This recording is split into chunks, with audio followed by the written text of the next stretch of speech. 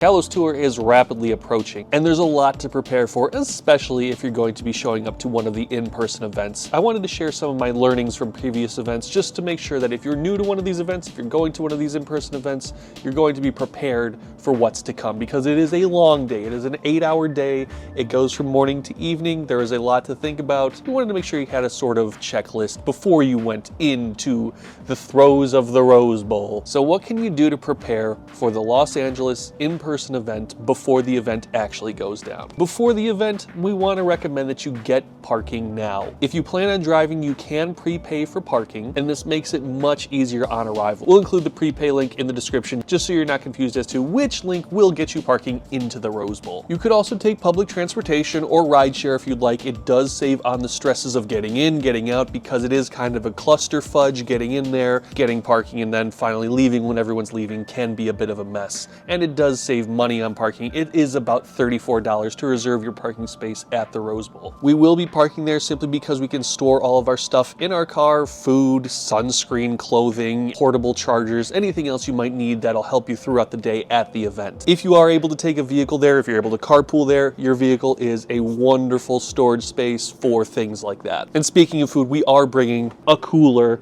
to help us with everything. Coleman, you're welcome for the free advertising. This is a non-sponsored video. And just a reminder for parking, get there early-ish because it does get backed up and we don't know what it's like. We do get there fairly early.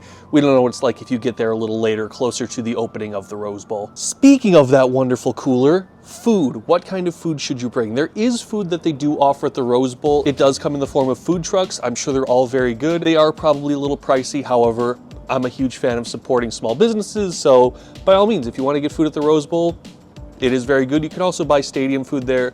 Once again, expensive, probably not worth it for what you get, but there are food options at the event. If you want to bring your own food, Trader Joe's. I know it sounds fancy. Trader Joe's is actually usually non-sponsored, usually the cheaper option. So if you want cheap food, lunch, snacks, whatever you're gonna bring, highly recommend Trader Joe's. They have great options. I personally enjoy the wraps that they have there. You can get everything from snacks to more meals of substance. And it all tastes good, and it's supposedly better for you as far as we know. Not entirely sure, but that's what we've heard. Trader Joe's has a lot of clean ingredient snacks, keeps your energy up throughout the day, keeps you sated, keeps you from collapsing while you're playing Pokemon, because it is going to be a busy day. Again, you're going to be on your feet, you're going to be moving, you're going to want fuel to keep you going throughout the day. Right, Zero?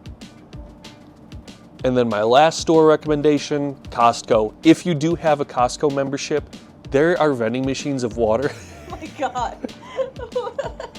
There are vending machines of water for, I think, like 25, 50 cents. Super cheap water. You can also go to a regular grocery store and find like bulk water for fairly cheap. So if you don't have a Costco membership, don't fret about it. But do bring water bottles, bring your own water bottles, bring bottled water, bring water because you're gonna need it and you do not want to overpay for water. In the past, they have had refill stations. They haven't always been full, but if they bring them back, they should have refill stations at the event this year. Other preparations. As far as portable storage, the Rose Bowl only allows clear bags and backpacks beyond security. So if you plan on bringing anything in a bag, you either need deep pockets or a clear backpack or bag. And by deep pockets, I mean literal deep pockets. I don't mean like lots of cash. We do not endorse bribing Rose Bowl security. Do not do that. The big one, not the big one of the big ones, sunscreen. Even outside of Rose Bowl, even for community days, even for raid events, for research days, if we're going out and playing Pokemon Go and it's sunny, sunscreen. You don't want sunburn, you don't want it to ruin the rest of your weekend. Bring sunscreen, put it on before, put on a second layer in the afternoon. You don't want those UV rays to ruin Kalos Tour for you. At the Rose Bowl, it does take place on a golf course. What is there not on golf course? Trees, shade. You don't want the balls to go and hit anything, so you do not have a lot of places for shade. There will be some places for shade, but if you plan on walking around a lot, you are going to want sunscreen so that you don't have to worry about ducking out of the sun every few minutes. Maybe not something that everyone wants to talk about, but chafing is a real thing. Friction on your thighs as you walk. Not an endorsement, but I do use Body Glide when I play Pokemon Go, especially for these longer events. It prevents my extremities from rubbing together, minimizes irritation, which if you feel it happening, it's already too late, so just prevent it by using that. Highly recommended. You can also get pads to stick on your inner thighs and those will prevent rubbing together. You're gonna be doing a lot of walking This really helps to be prepared. I cannot recommend this enough.